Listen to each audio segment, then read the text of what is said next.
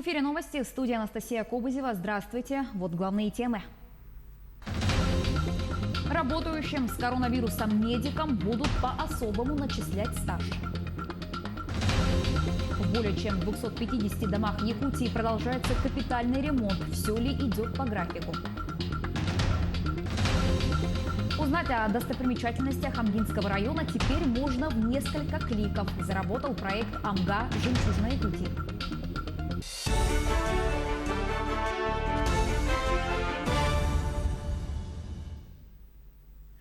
Убийцу 4 человек, в том числе 2 детей, приговорили к пожизненному заключению. Приговор сегодня огласил Верховный суд Якутии. Установлено, что подсудимый ранним утром 29 марта этого года, находясь в состоянии алкогольного опьянения, в одном из частных домов Якутска нанес в ходе ссоры множественные ножевые ранения женщине, в результате которых она скончалась на месте происшествия. А после, с целью скрыть это преступление, он нанес множественные удары ножом пожилой матери погибшей женщины. Его жертвами также стали и малолетние дети 5 и 8 лет, которые также погибли на месте от нанесенных им множественных ножевых ранений. Впоследствии, в тот же день, в ходе его задержания по подозрению в совершении убийств, он совершил посягательство на жизнь сотрудника правоохранительного органа, нанеся ему не менее 3 ударов ножом в сторону расположения жизненно важных органов. По результатам рассмотрения уголовного дела суд, с учетом мнения государственного обвинителя, приговорил подсудимого к пожизненному лишению свободы с отбыванием наказания в исправительной колонии особого режима. Приговор в законную силу не вступил и может быть обжалован сторонами в апелляционном порядке. Возбуждено уголовное дело в отношении жителя Среднеколымского района, который по неосторожности устроил пожар в лесу. В ходе предварительного расследования установлено, что в мае этого года обвиняемый произвел незаконный сельскохозяйственный пал на территории первого кангаласского наслега, в результате чего произошло возгорание сухой травы и распространение огня на лесной массив. Выгорело более 6000 гектаров леса.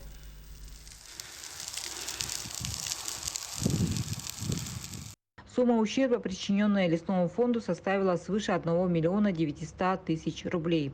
После утверждения обвинительного акта уголовное дело направлено прокурором в суд для рассмотрения по существу.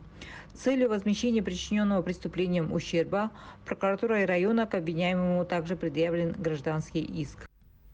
Переходим к другим темам. Пенсионный стаж медиков, работающих с пациентами с коронавирусом, будет рассчитываться в двойном объеме. Об этом заявил премьер-министр России Михаил Мишустин в ходе заседания Координационного совета по борьбе с распространением COVID-19. Один день помощи больным в стаж будет засчитываться как 2 рабочих дня. И действовать эта норма будет с 1 января до конца сентября текущего года. Соответствующее постановление правительства подписано. Благодаря этому решению каждый год около 4000 врачей и других медицинских работников смогут досрочно выйти на пенсию. На ее выплату по предварительным оценкам ежегодно потребуется дополнительные 325 миллионов рублей. Между тем, еще 55 человек заболели новой коронавирусной инфекцией в Якутии. Об этом сообщил глава региона Айсан Николаев в ходе брифинга по эпидситуации. 42 случая зарегистрированы в Якутске. Остальные в Алданском, Булунском, Мегино-Кангаласском, Нюрюнгринском, Оленёкском и Сунтарском районах. Как отметил Айсан Николаев, в Якутии увеличилось количество тяжелых больных. Это 42 человека. 11 из них на аппаратах ИВЛ. Растет и число пожилых людей, больных COVID-19.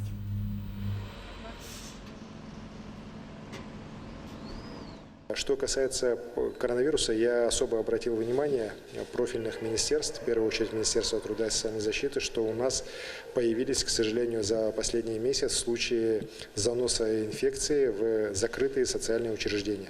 Дома престарелых, психоневрологические диспансеры, что, конечно же, говорит о несоблюдении со стороны персонала тех норм, которые не должны вот как раз допустить появление этой болезни в таких закрытых учреждениях. Поэтому здесь, конечно же, кроме кроме ответственности непосредственно руководителя этих учреждений, необходимо говорить уже и об ответственности непосредственно самого министерства, потому что такая повторяемость, к сожалению, этих случаев с десятками заболевших, это, конечно же, говорит о определенных упущениях в работе непосредственно самого руководства Министерства труда. Я уверен, что все-таки меры будут приняты, и больше таких случаев у нас, такие, какие мы сейчас наблюдаем вот по городу Якутску, возможно, по Хангаласскому областу, таких случаев у нас все-таки больше не будет. В более чем 250 домах в республике сделают капитальный ремонт. Это практически в 2 раза больше, чем в прошлом году. Об этом сообщил первый заместитель министра ЖКХ и энергетики региона. Как показала проверка, ремонт в ряде домов по улице Ярославского города Якутска идет с опережением графика. Тем не менее, некоторые работы значительно замедляются по ряду причин.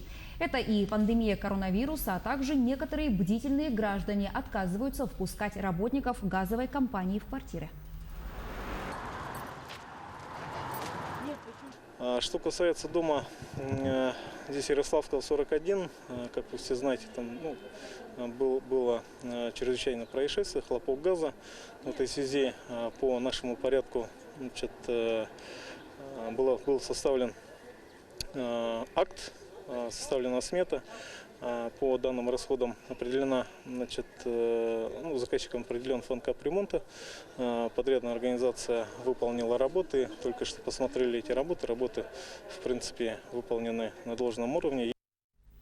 Более 200 многодетных семей Хангаласского района получили выплаты на покупку школьной формы. Она назначается и выплачивается 1 раз в течение года. Оформить выплату могут многодетные семьи, чей средний душевой доход не превышает величину прожиточного минимума в регионе.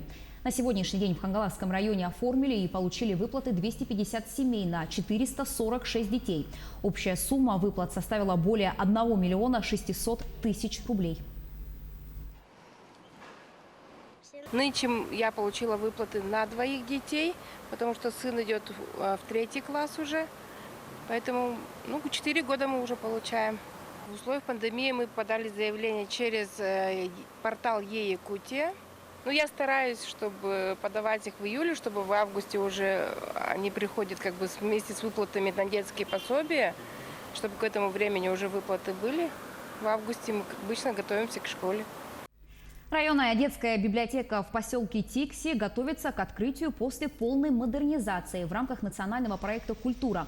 Конкурсный отбор на получение средств для модернизации по модельному стандарту библиотека выиграла в прошлом году. В учреждении предусмотрен высокоскоростной интернет, доступ к различным информационным ресурсам. Посещаемость библиотек, согласно нацпроекту, должна увеличиться в 1,5–2 раза. Открытие объекта намечено на конец сентября, начало октября этого года. На сегодняшний день полным ходом идет реализация данного проекта. Всего на мероприятие по проекту районной детской библиотеки выделили 5 миллионов рублей из федерального бюджета и 5% из которых софинансируется из муниципального бюджета. Деньги были направлены на пополнение книжного фонда, закупку оборудования и мебели. Молодежь Амги активно занимается продвижением своего района на разных IT-площадках с помощью передовых технологий. Так, молодежная организация «Батыс» этим летом закончила проект «Амга. Жемчужина Якутии». Его авторы ГНЭ Петрова и разработчик сайта и QR-кодов Николай Опросимов. Суть проекта в том, что с помощью мобильного устройства, обладающего фотокамерой и возможностью выхода в интернет, считывая QR-коды на информационной табличке, любой желающий сможет перейти на страницу сайта «Амга. Жемчужина Якутии». Он покажет и расскажет о достопримечательностях амгинского наследия и памятниках истории и культуры. Целью проекта является ознакомление наших жителей и гостей Амги с достопримечательностями и культурными объектами нашего наследия. Всего на территории амгинского наследия было установлено 30 QR-кодов. Каждый желающий, отсканировав штрих-код, может узнать всю информацию и увидеть фотографию в режиме 360. Всю информацию любой желающий может узнать на сайте amga360.ru. Мы надеемся, что наш сайт станет имиджевым сайтом нашей Амги, и в дальнейшем планируем перевести наш сайт на английский язык. Театры Якутии готовятся к открытию. На работу первые театры выйдут уже в августе. Но театральные сезоны стартуют с сентября. В конце этого месяца назначен сбор труппы Государственного академического русского драматического театра имени Пушкина. О том, как идет подготовка к открытию, расскажет Агафья Гоголева. Один из старейших театров Дальнего Востока, Русский драмтеатр, в этом году откроет свой 130-й юбилейный сезон. Подготовительные работы к открытию идут полным ходом. По словам директора Александра Лобанова, ремонтные работы в здании находятся на завершающей стадии. Готовимся мы к встрече не только зрителей, но и о возвращении из отпуска наших дорогих и уважаемых актеров. Наглядно показывает то, что у нас добавляются сейчас гримерки, мы расширяем пространство. Это связано с тем, что буквально несколько дней назад у нас был заключен договор уже с 5 ребятами, которых мы отправили на обучение в театральный институт имени Бориса Щукина в Москву. Ну, то есть и мы заранее уже делаем какие-то действия по части расширения пространства. Да? Также проведен косметический ремонт в кабинетах и на фасаде самого театра. Была промывка системы отопления сделана. Все необходимые профилактики проведены. Сейчас уже заканчивается косметический ремонт здания в целом, фасада и внутри наших помещений. В конце августа назначен общий сбор труппы. Коллектив с нетерпением ждет выхода на работу, так как при благоприятном сценарии в сентябре начнутся первые спектакли. Отметим, что формат спектаклей и условия присутствия в зале зрителей зависит от эпидемиологической ситуации в регионе, которая в том числе зависит от всех нас. Агафья Гоголева, Григорий Николаев, Якутск. В самом массовом полумарафоне Санкт-Петербурга приняли участие 5000 человек. В числе сильнейших атлетов России стартовал и якутянин Артур Бурцев. Он пробежал 10 километров и финишировал со вторым результатом, опередив фаворитов забега. Артур улучшил свой прошлогодний личный показатель, тогда он стал бронзовым призером престижного полумарафона. Чемпионом нынешнего забега стал Вячеслав Шаломов с результатом 29 минут и 39 секунд, обновив рекорд трассы. Отмечу, что маршрут полумарафона традиционно проходит по историческому центру Санкт-Петербурга.